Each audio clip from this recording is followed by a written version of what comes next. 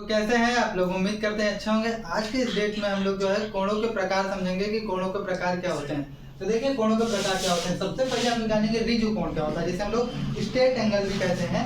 तो देखिए straight angle आपको हम 2-3 तरीके से बताएंगे कि स्ट्रेट एंगल क्या होता है। ठीक है, देखिए किसी रेखा के किसी बिंदु O पर एक रेखा लीजिए और उसके बिंदु O पर दो किरण परस्पर विपरीत दिशा में लीजिए। इस प्रकार रेखा पर दो विपरीत किरणों द्वारा बने कोण को रिजु कोण कहते हैं। मतलब देखिए समझिए भैया थोड़ा सा कि आप एक रेखा ले लीजिए और इस रेखा पर एक बिंदु ले लीजिए। क्या ले लीजिए? एक बिंदु ले लीजिए। अब ये रेखा क्या हो गया? दो किरणों में बट गई ना। एक किरण देखिए ये आप O बिंदु ले लीजिए, मान लीजिए एक किरण हो गई OB और एक किरण हो गई OA। तो अब इन दो परस्पर विपरीत किरण है ना, तो दो परस्पर विपरीत किरणों के द्वारा जो कोण बना है, ये जो कोण बना है इसको हम लोग रिजु कोण या स्ट्रेट एंगल कहते हैं। वास्तव में जानिए कि जो रिजु कोण या कहते हैं स्ट्रेट एंगल जो होता है वो 180 अंश का होता है। कितने अंश का होता है? 180 अंश का होता है। अब आपको पीछे वीडियो में हमने इसके बारे में बताया था कि ये क्या है आपका, ये आपका चांदा है जिसे प्रोटेक्टर कहते हैं। तो अगर आप देख पाएंगे तो आप पाएंगे कि अगर पूरा 180 डिग्री इधर से चाहे इधर से क्लॉकवाइज चाहे एंटी क्लॉकवाइज हम घूमे तो एक स्ट्रेट लाइन ही तो मिलेगी ना। तो एक स्ट्रेट लाइन को ही रिजु कोण कहते हैं। और रिजु कोण कब बनेगा? जब 180 अंश के कोण पर आएंगे तब वो रिजु कोण बनेगा। तो इसका मतलब ये समझिए कि जो रिजु कोण होता है वो 180 अंश का होता है और ये दो विपरीत किरणों के द्वारा फॉर्म होता है। ठीक है, हम इसे ऐसे भी कह सकते हैं कि अगर आप एक रिवॉल्विंग रे यानी कि आप एक परिक्रमी किरण ले लें तो परिक्रमी किरण की जो प्रारंभिक स्थिति है वही उसकी जो अपने प्रारंभिक स्थिति से चलना प्रारंभ करे तो चलते चलते चलते चलते चलते उसी प्रारंभिक स्थिति में पहुंचे, लेकिन विपरीत दिशा में। किस दिशा में? विपरीत दिशा में। तो उससे जो कोण फॉर्म होगा, जो कोण बनेगा वो रिजु कोण या स्ट्रेट एंगल कहलाएगा। रिजु कोण 180 अंश का होता है। तो आप समझ गए होंगे रिजु कोण क्या होता है। भाई ये संपूर्ण कोण की बात करते हैं कि ये संपूर्ण कोण क्या होता है। तो संपूर्ण कोण क्या होता है थोड़ा सा देखिए। यदि कोई किरण अपने प्रारंभिक बिंदु के प्रति एक बार पूरा घूमने के बाद अपने प्रारंभिक स्थिति में संपाती हो जाए तो इस प्रकार के बने कोण को संपूर्ण कोण कहते हैं। तो देखिए कैसे कि अगर कोई किरण है आपकी, क्या है?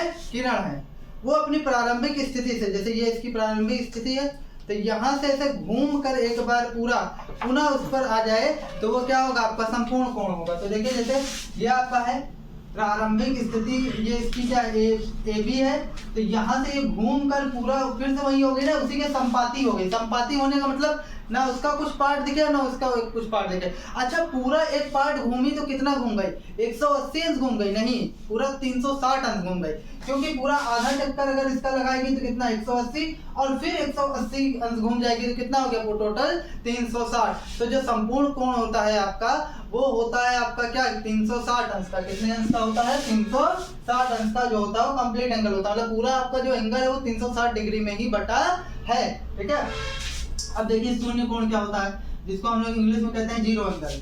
यदि किरण को घुमाए बिना, इस बार किरण को घुमाए बिना इनकी प्रारंभिक और अंतिम स्थिति संपाती हो तो इस प्रकार के कोण को शून्य कोण कहते हैं। भाई बिल्कुल सिंपल है कि अगर जब किरण घूमेगी ही नहीं तो क्या होगा? कोण बनबे नहीं करेगा। 1 डिग्री नहीं घूमी तो कोण क्या बनेगा ही नहीं। तो अब जब ये किरण घूमी ही नहीं, जहाँ AB पर थी AB पर ही रह गई, तो कितना एंगल फॉर्म हुआ? भाई 0 डिग्री एंगल फॉर्म हुआ, क्योंकि वो अपनी जगह से हिली ही नहीं। तो इस तरीके के कोण को आप क्या कहेंगे? शून्य कोण कहेंगे। कि किरण जो है बिना परिक्रमा किए उसकी प्रारंभिक और अंतिम स्थिति क्या हो? समान हो, संपाती हो जाए, मतलब एक जैसे ही रहे। मतलब संपाती का मतलब वो उसको पूरा ढके और वो उसको पूरा ढके। तो इस तरीके के कोण को आप क्या कहेंगे? शून्य कोण कहेंगे। क्यों शून्य कोण कहेंगे? क्योंकि वो कभी भी मूव ही नहीं की अपनी जगह से। जब वो मूव ही नहीं की तो वो कैसा कोण हो गया? शून्य कोण हो गया। ठीक है, अब आइए आगे देखते हैं। तो आइए देखते हैं समकोण क्या होता है। तो समकोण देखिए, किसी वर्गाकार या आयताकार तल पर कोई किरण अपने प्रारंभिक बिंदु से घूमने पर उस तल का 1/4 भाग तय कर लेती है तो वह कोण समकोण होता है। जरा इसको समझने का प्रयास कीजिए। मान लीजिए मेरे पास ये कागज है, ठीक है। इस कागज को अगर मैं ऐसे दो बराबर भागों में ऐसे मोड़ दूं, तो अगर मैं इसको बराबर से ऐसे मोड़ता हूं, ऐसे मोड़ दूं और फिर इसी कागज को मैं इस तरीके से भी मोड़ दूं,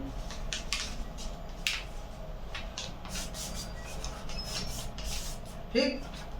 अब देखिए ये जो आपकी रेखाखंड दिख रही है दो ठो, आपको आभास हो रहा होगा यहाँ पर बना हुआ, तो ये दोनों रेखाखंड इस कागज को 4 बराबर भागों में बांट रही है, ठीक है। अगर कोई दो भाग आप ले लें, कोई दो भाग, ये वाला चाहे ये वाला, चाहे ये वाला चाहे ये वाला, चाहे ये वाला ये वाला, ठीक है, तो आप देखेंगे वो एक किरण का काम कर रही है, और किरण जो होता है कुछ ना कुछ, और ये किरण आपकी मान लीजिए प्रारंभिक किरण है, और ये घूम कर यहाँ पर आने के बाद कुछ ना कुछ कोण बना रही है। क्या कर रही है? कुछ ना कुछ कोण बना रही है। तो यहीं से बनाया गया है समकोण की परिभाषा कि मान लीजिए आपने कागज लिया, उसको 4 बराबर भागों में बांटा, तो एक भाग ये, एक भाग ये, एक भाग ये और एक भाग ये। तो आप जब ये किरण मान लीजिए पहले यहाँ पर थी, OA पर थी, और तो यहाँ से घूमने के बाद 1/4 भाग इस 4 बराबर भागों में बांटा गया है ना, तो ये कौन सा भाग होगा? ये 1/4 भाग होगा। तो 1/4 भाग अगर तय करती है किरण यहाँ से उसका वर्गाकार या आयताकार कागज का 1/4 भाग तय करती है, तो 1/4 भाग तय करने में जितने अंश का कोण होगा वो समकोण होगा। क्या होगा? समकोण होगा। और समकोण जो होता है 90 डिग्री का होता है। कितने डिग्री का होता है? 90 डिग्री का। आप चाहें तो इसको माप भी सकते हैं, तो जब आप इसको चादर से मापेंगे ना, तो ये 90 डिग्री आएगा। क्या आएगा? 90 डिग्री आएगा, ठीक है। तो आई होप आपको समकोण समझ में आया होगा। अब देखिए न्यून कोण क्या होता है। बेसिकली अब न्यून कोण और जो आपका अधिक कोण और अभिवृहत कोण पढ़ेंगे, इसकी जो परिभाषा देंगे तो वो हम देंगे कुल मिला के आपका स्ट्रेट एंगल, ऋजु कोण और जो होता है और जो कोण होते हैं उनके परिभाषा के अकॉर्डिंग मैं समझाते चलूंगा आपको। देखिए न्यून कोण क्या होता है? वह कोण जो शून्य से बड़ा किंतु एक समकोण। समकोण क्या होता है? अभी भी बताए ना, समकोण 90 डिग्री का होता है। समकोण यानी 90 डिग्री से छोटा होता है, न्यून कोण कहलाता है। मतलब भैया 0 से बड़ा होगा तभी तो कुछ ना कुछ कोण होगा, नहीं तो शून्य कोण हो जाएगा। तो 0 से बड़ा होना चाहिए। क्या होना चाहिए? 0 से बड़ा होना चाहिए, लेकिन 90 डिग्री से छोटा होना चाहिए। तो ऐसे कोण को आप क्या कहेंगे? न्यून कोण। कि मतलब वो 0 से बड़ा हो सकता है और कितना भी बड़ा हो सकता है, लेकिन वो उसको 90 डिग्री से छोटा होना चाहिए। तो ये कोण देखिए 90 डिग्री का एंगल तो यहाँ पर फॉर्म होगा, तो 0 से बड़ा है लेकिन 90 डिग्री से छोटा है, तो ये कैसा कोण है? न्यून कोण है। कैसा कोण है? न्यून कोण है। इसी तरीके अधिक कोण देखिए क्या होता है? वह कोण जो समकोण से बड़ा। समकोण यानी अब इस केस में आपको 90 डिग्री से बड़ा लेना है, किंतु ऋजु कोण यानी 180 अंश का कोण। उसको मैं बताया था ना कि ऋजु कोण क्या होता है। ऋजु कोण से छोटा होता है, अधिक कोण कहलाता है। अर्थात मतलब अधिक कोण होने के लिए 90 से बड़ा होना चाहिए, लेकिन 180 से क्या होना चाहिए? छोटा होना चाहिए। 180 से छोटा होना चाहिए। तो ऐसे कोण को आप अधिक कोण कहेंगे। क्या कहेंगे? अधिक कोण। देखिए 90 से थोड़ा 90 वाली लाइन एकदम सीधे होती है, 90 वाली लाइन एकदम सीधे होती है, तो ये 90 से बड़ा है, लेकिन 180 वाला यहाँ होता है। अगर ये दोनों लाइन एक साथ होती तो ये 180 अंश का कोण माना जाता। तो क्या हुआ? 90 से बड़ा है और 180 से छोटा है, तो कौन सा कोण हो गया? अधिक कोण हो गया, ठीक है। तो अगर अधिक कोण होना है तो 90 से बड़ा हो सकता है और कितना भी बड़ा हो सकता है, मतलब हो सकता है 179.99999999 हो जाए, लेकिन 180 से वो छोटा होना चाहिए। 180 से छोटा होना चाहिए। तो इस प्रकार के कोण को आप अधिक कोण कहेंगे। क्या कहेंगे? अधिक कोण। तो आइए और देखते हैं बृहत कोण देखते हैं वो क्या होता है। वह कोण जो ऋजु कोण से बड़ा किंतु संपूर्ण कोण से छोटा होता है। ऋजु कोण यानी 180 अंश से बड़ा और संपूर्ण कोण यानी 360 अंश से छोटा होता है, उसको आप लोग बृहत कोण या रिफ्लेक्स एंगल कहते हैं, ठीक है। तो देखिए 180 से बड़ा होना चाहिए और लेकिन 360 से छोटा होना चाहिए। तो यहाँ पर देखिए ये बृहत कोण की श्रेणी में आएगा, क्योंकि ये 180 अंश यहाँ पर होता है ना, तो ये 180 अंश से बड़ा और लेकिन 360 यानी पूरा 300 एक चक्कर पूरे 360 का होता है, 360 से छोटा। तो ये क्या है? आपका बृहत कोण। तो हम लोग कोणों के प्रकार के बारे में अच्छे से जान गए। अब आइए इस पर कुछ क्वेश्चन देख लेते हैं। तो पहला क्वेश्चन देखिए, 280 अंश का कोण किस प्रकार का कोण होगा? भैया अभी भी पढ़े 280 अंश का कोण किस प्रकार का कोण होगा? 180 से बड़ा है किंतु 360 से छोटा है, तो कैसा कोण होगा? तो आपका आंसर होगा बृहत कोण होगा। आंसर होगा बृहत कोण। क्या? बृहत कोण। नेक्स्ट देखिए, कह रहा है निम्नलिखित आकृतियों को देखिए और कोणों के प्रकार लिखिए। तो ये वाला आप देखिए, दो स्ट्रेट लाइन है ना, तो ये मेरे ख्याल से 90 डिग्री का एंगल है। कितने डिग्री का? 90। तो ये क्या है? आपका समकोण है। क्या है? समकोण। समकोण। अब देखिए यहाँ पर देखिए आपकी ये प्रारंभिक भुजा OA है और ये नीचे के डायरेक्शन में जब कोण बना रही है तो कितना का ही है? शून्य से ज्यादा गई है, क्लियर है, लेकिन 90 अब क्योंकि इधर घूम रहे हैं तो 90 इधर माना जाएगा ना, वैसे घूमे होते तब 90 ना मानते, लेकिन इधर घूम रहे हैं तो 90 इस केस पे यहाँ पर 90 माना जाएगा, इस केस पे यहाँ पर 90 माना जाएगा। तो देखिए शून्य से बड़ा है किंतु 90 से छोटा है, तो ये किस श्रेणी में आएगा, न्यून कोण, किस श्रेणी में आएगा, न्यून कोण, न्यून कोण की श्रेणी में आपका ये आएगा, क्योंकि शून्य से बड़ा है और 90 से छोटा है। अब देखिए यहाँ पर देखिए AO की बारे में बात किया जाए तो ये 90 से बड़ा है, क्योंकि 90 का एंगल यही बनता है एकदम सीधे सीधे, ये 90 से बड़ा है लेकिन 180 से छोटा है, 90 से बड़ा है लेकिन 180 से छोटा है, 180 यहाँ पर बनेगा ना, 90 पूरा ये होता है और 180 पूरा ये होता है, तो 90 से बड़ा है लेकिन 180 से छोटा है, तो ऐसे कोण को आप लोग क्या कहते हैं, ऐसे कोण को आप लोग अधिक कोण कहते हैं, क्या कहते हैं, अधिक कोण, अधिक कोण, ठीक है। नेक्स्ट देखते हैं, ये आपका 180 अंश का कोण है, तो 180 अंश को कोण को आप लोग ऋजु कोण कहते हैं, क्या कहते हैं, ऋजु कोण। ये जो स्टेट विपरीत किरणें होती हैं तो वो क्या हो जाएगा, ऋजु कोण की श्रेणी में तो आएगा। यहाँ पर देखिए ये पूरा एक चक्कर लगाया है, पूरा एक चक्कर लगाया है, मतलब पूरा संपूर्ण कोण हो गया, क्योंकि हमारा कोण इसके बस 360 डिग्री तक ही है, संपूर्ण कोण, ठीक है, पूरा एक चक्कर लगा लिया। अब यहाँ पर देखिए ये भी एंगल अगर आप देखेंगे तो 0 से बड़ा है, नहीं 0 से भी बड़ा है, और यहाँ पर अगर आप एक लंब डाल देंगे तो आप एक चीज देखेंगे 90 से भी बड़ा है, तो ये 90 से बड़ा है लेकिन 180 से छोटा है, तो अगर 90 से बड़ा है और 180 से छोटा है तो किस श्रेणी में आया आपका, अधिक कोण में आया ना, किस कोण में आया, अधिक कोण में, किसमें, अधिक कोण में। अब यहाँ से देखिए OA जो है यहाँ से चले हैं, यहाँ से थे हम लोग, ये इधर से पूरा घूमा, जब घूमा तो 180 तो घूम गया, क्योंकि हमने एक straight line straight ray draw कर दी जिससे पता चला कि 180 से बड़ा है, लेकिन जब पूरा घूम कर यहाँ आएगा तब 360 होगा, तो 180 से बड़ा लेकिन 360 से छोटा है, क्योंकि यहीं तक जा पाया, तो इस किस में, किस श्रेणी में आएगा, बृहत कोण की श्रेणी में आएगा, किसमें आएगा, बृहत कोण की श्रेणी में। तो आइए अब और कुछ क्वेश्चन देखते हैं, आइए अब और कुछ क्वेश्चन पर नजर मारते हैं।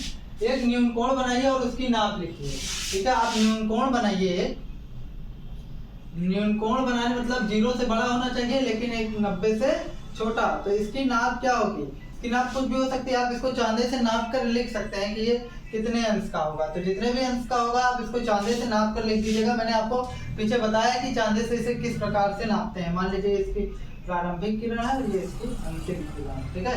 अब देखिए एक अधिक कोण बनाइए, इसकी नाप लिखिए और बताइए कि यह ऋजु कोण से कितना छोटा है। तो समझिए आप एक अधिक कोण बनाएंगे, अधिक कोण कैसे बनाएंगे, अधिक कोण आप इस तरीके से बनाएंगे कि 90 से बड़ा हो लेकिन 180 से छोटा, तो आप कुछ इस तरीके से बना देंगे, तो ये क्या हो जाएगा, 90 से बड़ा लेकिन 180 से छोटा, तो ये आपका क्या हो गया, ये आपका हो गया अधिक कोण, ठीक है।